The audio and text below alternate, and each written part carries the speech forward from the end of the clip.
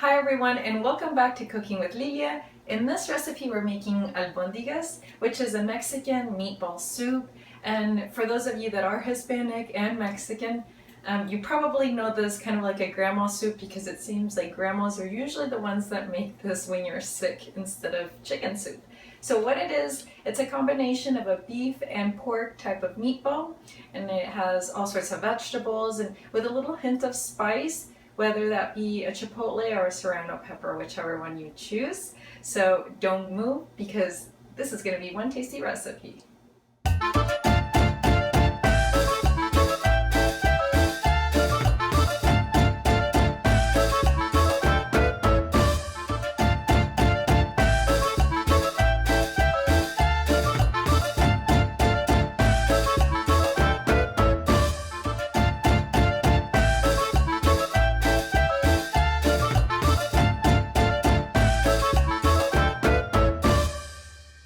Got here is some ground beef and some ground pork. Sometimes the supermarkets will have a mixture of the two already. If you can't find that, just buy both separately.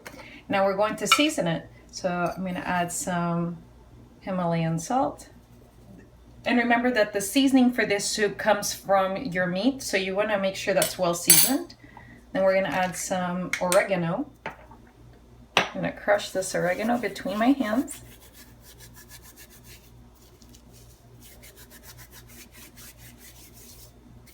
All right, and you can add as much pepper as you'd like.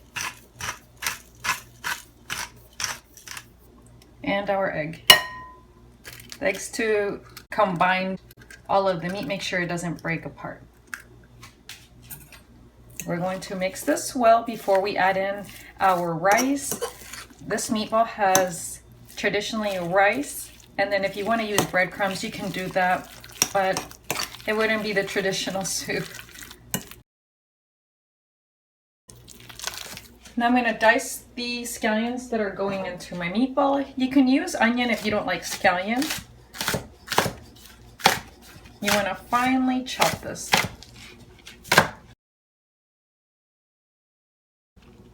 So we add that in.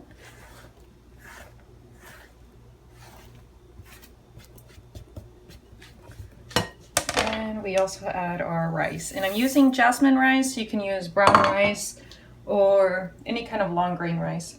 Now I'm adding uncooked rice. You're probably going to ask why it's not cooked. We have to boil our meatball in the soup for a long time, so there's really no point in doing double work, at least how I see it. If you want to cook it, that's fine though. Give this a good mix so all of the ingredients are well incorporated, and then we'll start making our little meatballs. As far as the size, you can make it as big or small as you want. Personally, I think the smaller the better because they cook up also a lot quicker.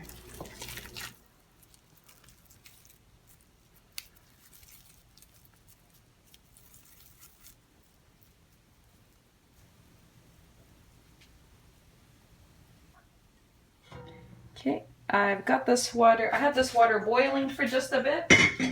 Want to make sure it's nice and hot before you add your seasonings and your meatballs.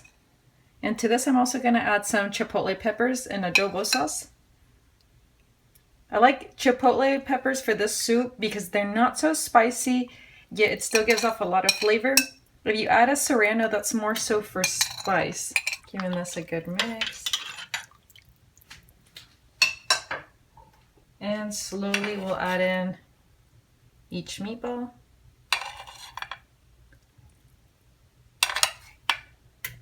And we're gonna let this cook for a good 35 minutes, just on its own. You don't wanna add the vegetables because you'll end up having a mushy mess. Cooking this on about a medium heat, just until these are pretty much almost cooked.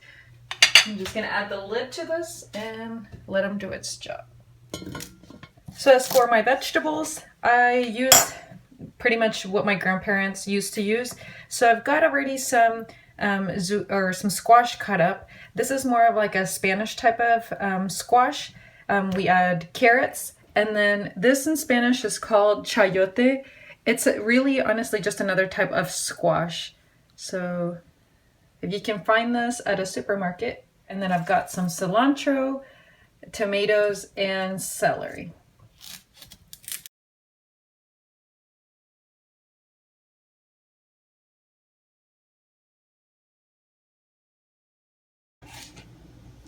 Now we're gonna prepare the tomato sauce that goes into our soup. So I've got 3 small garlics and adding all of the tomatoes in.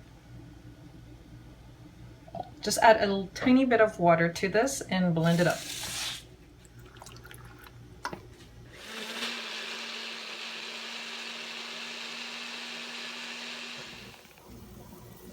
And now we add that sauce that we made.